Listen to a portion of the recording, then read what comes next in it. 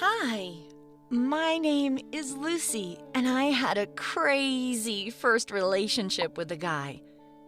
It was very romantic until he basically tried to kidnap me. His name was Adam, and we first met when he just came up to me and asked me out. Just like that. He looked so cool and confident, and I was surprised at how every other guy wasn't nearly as brave as he was. He was different and mysterious. He didn't like to talk about his family or life, and it was clear that it was kinda difficult. Instead of taking me out to cafes and restaurants, he would manage to get us into concerts with his older friends. And he wasn't afraid of anything.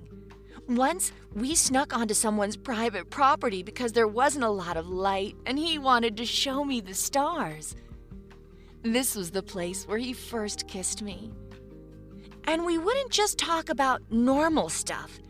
Instead, our conversations were deeper than that, like about the meaning of life. Adam really wanted life to be something more than school, university, and then a job.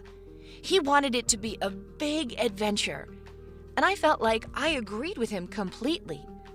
If someone said something to Adam about his looks or attitude, he wouldn't care. One day, he was taking me back home and it was pretty late. My father noticed and came outside to ask who Adam was. He said to me that it wasn't okay to be arriving back home so late, and Adam told him that I could do whatever I wanted with my life. Dad looked at him suspiciously and we went inside.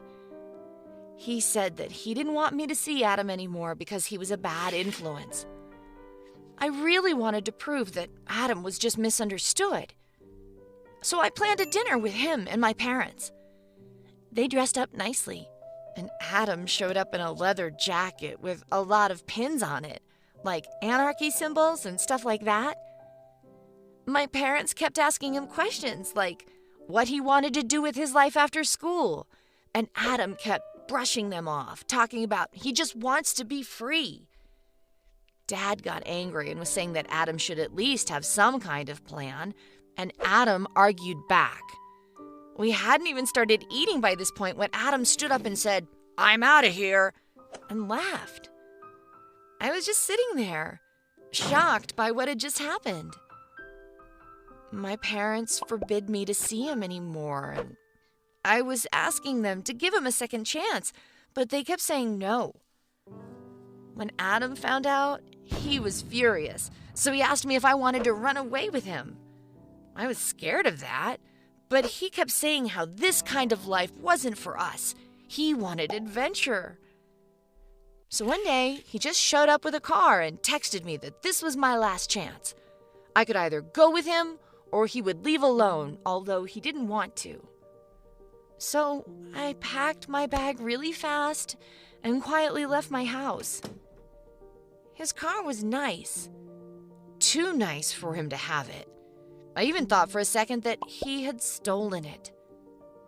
Soon he started driving and my heart was pumping because this was the craziest thing I had ever done in my life. Adam kept calming me down, saying how this would be the life we had both dreamed of and how everybody secretly wanted it but was too afraid to actually do it. Once we were outside of the city, my dad started to call me. I was hesitant about answering, and Adam gave me a judgmental look, so I decided to ignore the call. And the second one. And the third one. By this point, I was hesitant about running away. We didn't even have a plan. We were just winging it. I got very anxious and said, "Let's go back." Adam didn't say anything and kept driving. I started to call my father, and Adam raised his voice and said that I shouldn't do that. I continued, and he suddenly tried to take it away from me with his one free hand. Right at the moment that he did that, his car jerked to the left into the oncoming lane, and I started shouting, "What are you doing?"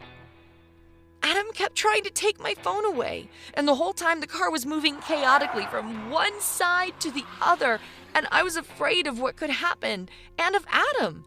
I shouted, "Please stop, you're scaring me." By this time, my dad was already on the phone and I was hearing him asking me loudly, "What is happening?" By this point, Adam had finally gotten my phone away from me and he hung up on my dad. He opened the window and threw my phone up. It was then that I realized that Adam was crazy and dangerous. I shouted, "Stop the car!" And he suddenly got very calm and said, "Listen, I love you, and because of that, I'm trying to do what's best for you." I got dizzy from fear, like I literally couldn't see straight, and I could hardly breathe. Adam then took my hand into his, but I didn't find this comforting at all. I removed my hand, and at this point, I felt like this was a kidnapping. And so, without thinking, I suddenly leaned closer to the wheel and jerked it. Adam lost control. We made a few spins and then we ended up in a ditch close to the road. I didn't get injured, and Adam hit his leg. I immediately jumped from the car and ran back, trying to find my phone, hoping that it wasn't broken. Adam was all right, but he couldn't run because his leg was hurting, so he was limping after me. He was saying, I'm sorry, and I would shout, "Get away from me!" By this time, I realized that there was no chance for me to find my phone. I realized how dangerous it was to be there alone with Adam in the middle of nowhere. He was still walking toward me slowly, and now he was scared, and he was saying, "Oh, my dad is gonna be so mad." I was surprised by this, but I didn't want to talk with him about it. I wanted to sit down and start crying. I knew that that wasn't the right decision either. Since Adam was shocked and scared, I demanded that he give me his phone so I could call my dad. He argued with me a little bit, but finally gave in. I called my dad and told him where I was. He arrived soon with the police, and I quietly sat down in our car without looking back. And Adam, as it turned out, Adam was from an extremely rich family, and he always got whatever he wanted. He made himself into this guy with a rebellious image, but it wasn't true. Afterward, he was in a lot of trouble, and his parents stopped letting him do whatever he wanted. It was the same with me, but I'm honestly okay with it. I started thinking about my parents and how my dad was such a hard-working man. We barely made ends meet, but he was always loyal to my mom and very honest, the polar opposite of Adam. And I can honestly say that now I will really trust my parents' judgment about my life because, sometimes they are right. Like this story if you found it scary or exciting, and share it with your friends. Also, remember to stay safe, because we have our entire lives ahead of us.